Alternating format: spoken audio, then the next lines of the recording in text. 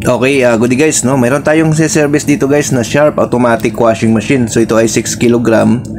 So ang problema nito guys, ayaw niyang mag-drain, no? So ito ngayon ang titingnan namin, titesting natin siya, no, kung anong problema. So dito guys, malalaman natin, no, kapag i-spin natin siya, no, malalaman natin kapag hindi nagdi-drain ng isang washing machine, ma-identify kagad natin siya kung barado or drain motor ang problema, no. So kapag umabot na siya guys ng mga 7 na umikot lang yung pinakagitna, ibig sabihin ang problema na sa drain motor.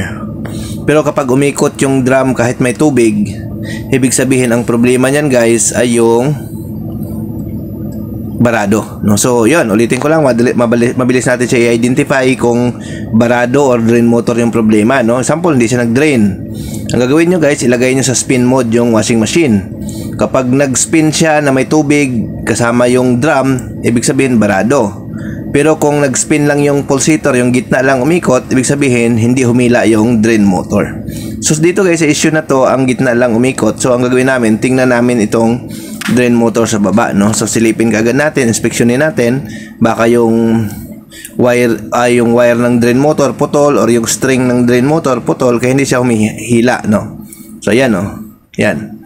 So ngayon, para ma-identify natin siya, mabilis natin siya malaman, either, kasi nga dito guys, pag once na hindi humihila yung drain motor natin, dalawa ang ating dapat tingnan, no? Pag hindi siya humihila, pwedeng drain motor yung sira, pwede rin yung board, no? So kailangan ma-identify natin kung drain motor ba or board ang problema. So ang gagawin natin, kukunin natin yung dalawang wire ng drain motor, no? Kung saan siya nakakonek, supplyan natin siya ng tester, no? Tingnan natin, lagyan natin ng tester, ilagay natin siya sa spin mode, tapos lagyan natin siya ng tester. Tingnan natin kung mayroong 220 na pumapasok doon sa supply ng drain motor. So basic pa rin guys yung pagto-troubleshoot nito pag ganito, no? So ito guys, nandito nakalagay yung connection ng drain motor. So bubuksan lang natin to.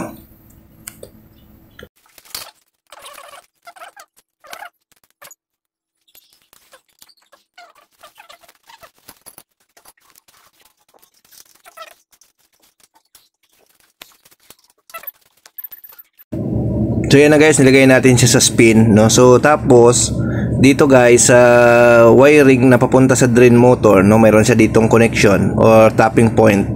Lagyan natin ng tester, no? Ito yung dalawang wire na papunta doon sa drain motor, no? Tingnan natin kung mayroon siyang 220 na supply, no? So tingnan natin. Ayan, no? Tingnan mo, ayan. So mayroon siyang 230 volts. So ibig sabihin guys, nagbabato yung pinaka board niya, no? So mayroon siyang 230 volts na binabato dito sa drain motor. So madaling salita, sira yung drain motor, no? So ayan guys, no? So pinalitan natin siya ng drain motor, no? Ayan. Para ayan. So pinalitan natin siya. So ayan guys, no? Humihila na yan siya guys, no? So titesting na natin siya sa spin. Ayan. So confirm nga natin na drain motor yung problema, no? So, ang nangyari sa kanya, ayaw niyang humila kasi nga sira na yung pinaka drain motor. So, tinesting na natin yan guys. So, ayan, no? Lagay natin siya. Pagdating ng 7, iikot na yan, no? So, ayan, bababa na siya, no? So, bago na ang drain motor yan guys, na sinalpak na natin yung drain motor, no? Ayan, umiikot na siya guys, no? Kasama na yung drum. So, testingin na rin natin siya guys sa drain, no? Para malaman natin na kung magdi-drain na ba, no? So, ito, tulad nito guys, ayan, pakargahin muna natin siya ng tubig. Tapos pagka medyo marami na, ipa-drain natin para malaman natin kung okay na ba yung pinaka-drain motor niya. Kasi nga ang issue naman nito ay hindi nagdi-drain, no? So kailangan naman natin pinakita para ma-identify lang natin kung drain motor ba ang problema or board, no? Kasi mamaya direct kayo magpalit ng drain motor, i-board naman pala yung sira. So yan, nagdi-drain na yan guys, no? So working na po siya.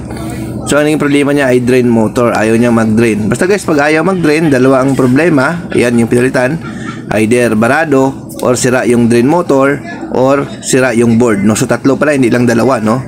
Okay, thank you, bye bye.